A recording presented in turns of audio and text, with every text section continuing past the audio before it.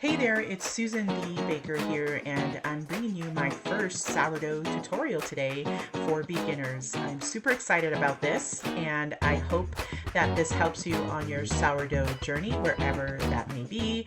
So I just want to start off by showing you some sourdough must-haves. These work for me perfectly, and again, as you grow in your journey, you will find tools that you need. A container and a scale, very, very, very important. Okay, and especially at the beginning, if you have something that has measurements, that'd be even better. Now, next is salt, of course, that's needed, a bread whisk, a thermometer, water, and a bubbly starter. As you can tell, look at how beautiful this bubbly starter looks. So it's all ready to go. Let's get this all mixed together and let's get going. Okay, so next up here, we have to turn on the scale, of course, and get it over to grams. And we are going to put in 100 grams of your nice bubbly starter. Now, once we get that in, you are going to add the water. Now, you're going to be adding about 700 grams of water. Okay, and then once the water is put in there, you're going to give it a good whisk. Once you get that all nice and frothy and it just looks really good and milky, like, go ahead now and add 1,000 grams of flour. So again, once you put that back on the scale, go ahead and measure out 1,000 grams. Don't forget to clear it, because that always happens. So go ahead and clear it and put 1,000 grams of flour. And then once the flour is in there, you can add the salt, which is about 18 grams of salt. And then put your whisk right back in there. Here's another tip, please take it off the scale. You don't want any problems with your scale or breaking a scale. So take it off the scale and start mixing. Once mixed, you're gonna find it gets a little hard to use that whisk. So just take the whisk out and just get right in there. Dig your hands right in there and try to incorporate as much of the flour as you can. It doesn't have to be perfect, but I am a perfectionist, so I try to, pinch it a little bit, pick up the sides, pick it up from the bottom, anything to get rid of that dry flour. So do your best there, whatever you can, and that's pretty much it. You clean your hands and you put the lid back on, and you now wait. So this is my favorite part. We wait and we wait some more. So we're gonna be putting the lid back on. We're gonna wait about an hour and we're gonna let it rest. And in an hour, you're gonna see we're gonna start doing our stretch and folds. So here we are doing the first set of stretch and folds. Now, again, this is what I do. This is what has worked for me in my bakery. Your technique might be different. This is what works for me. Sourdough, I have found, is pretty much very forgiving. And I just grab it from the bottom and pull it. And I try not to tear it. That's the key. Try not to tear it.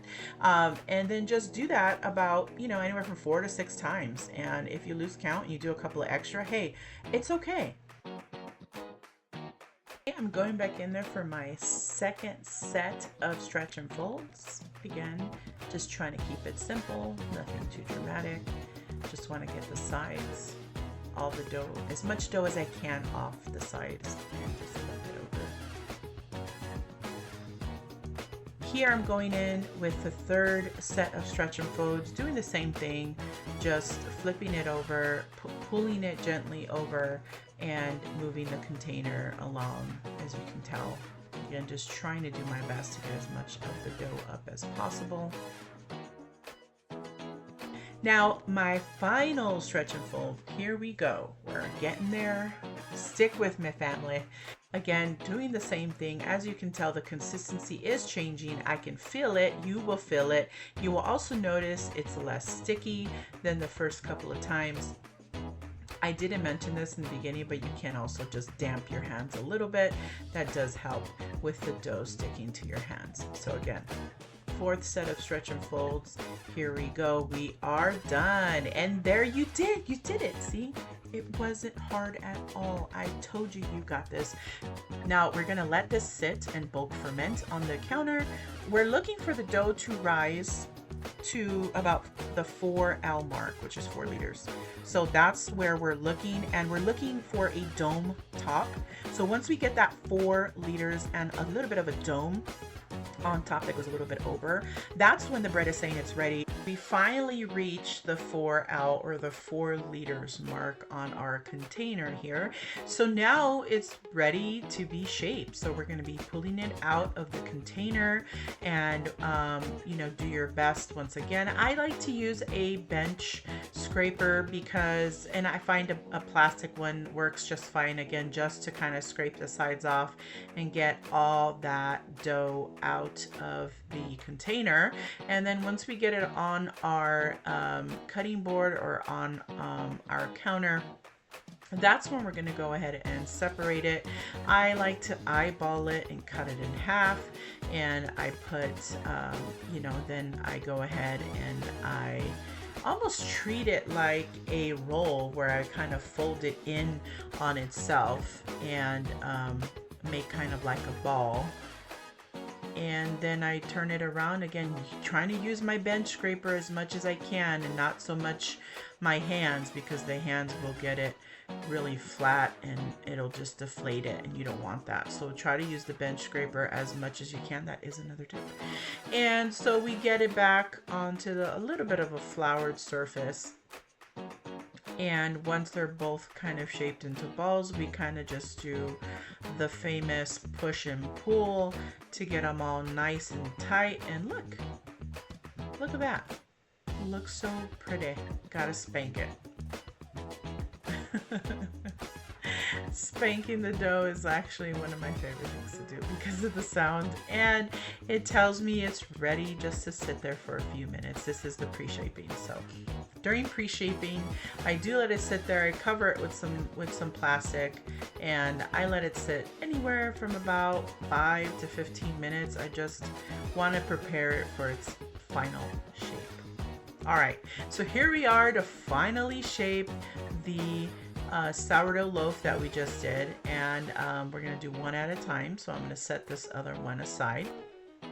And my focus here, again, it's nothing too major. I've seen lots of bakers out there who just do a simple fold over, which I have tried. I don't really like that method, so I'm just going to show you how I shape them. And hey, once you do this for a living, you are going to find what works best for you. So try different shaping methods until you like what you get. All right, so this is my method here, where I basically just kind of stretch it out very little because I'm not adding any add-ins to this one, so I don't need to laminate it. So I fold it from the bottom, I bring the right side in, then the left side in, then I bring in the top side, then again right, left, and then I just make a few other right lefts to kind of pinch it and to seam it. And then once it looks pretty good, I kind of pinch it a little bit more, and then I just roll it on into itself. And again, you pull a little bit, not too much to where you rip it. You pinch the sides, and there you have it, ladies and gentlemen. Your shaping is done.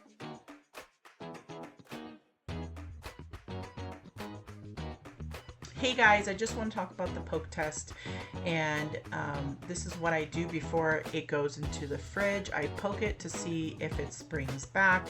Now it's gonna spring back if it's springing back fast, that is saying it still needs a little bit of time on the counter.